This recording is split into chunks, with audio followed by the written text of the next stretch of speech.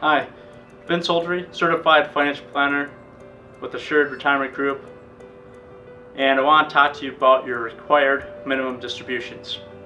A lot of you ask, when do you have to take out your first required minimum distribution from your IRA? And the answer is pretty simple, but it can be more complex. The basic answer, if you want to just watch this first quick 30 seconds, is that you must take out your first required minimum distribution the year that you turn age 70 and a half. Now you can actually wait until April 10th of the following year to take your first required minimum distribution, but if you do that, be careful because you'll have to take out two required minimum distributions in the same year. For the second required minimum distribution, that has to be done after the first year, but by December 31st of that year. The way you calculate how much you're supposed to take out is based on the value of what that IRA value was at the end of the prior December 31st year. You take the value and you'll have a divider or a factor you have to divide it by, and you can get that by going to the IRS website or just go to Google, type in IRS required minimum distribution table, and it'll tell you all that you have to take out each year. Now the reason why you want to be careful from taking out two required minimum distributions in the same year is because that could increase your taxes.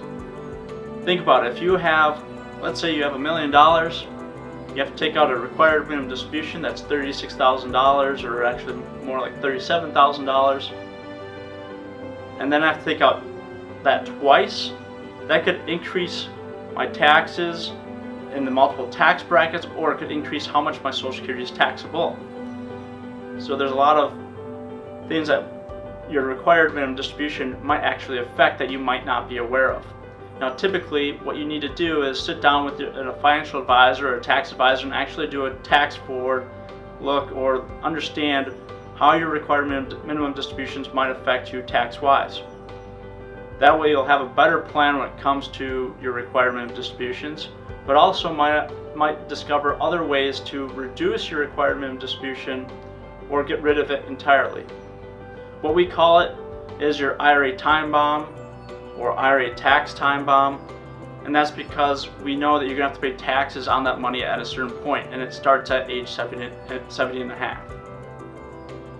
Now that you know that you must take out your IRA money at 70 and a half, you also have to do that with your 401k, 403b, 457, any type of retirement account that's been growing tax deferred.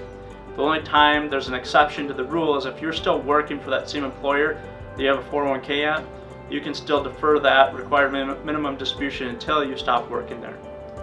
Keep in mind, if you do not take out your required minimum distribution on time, there is a 50% penalty.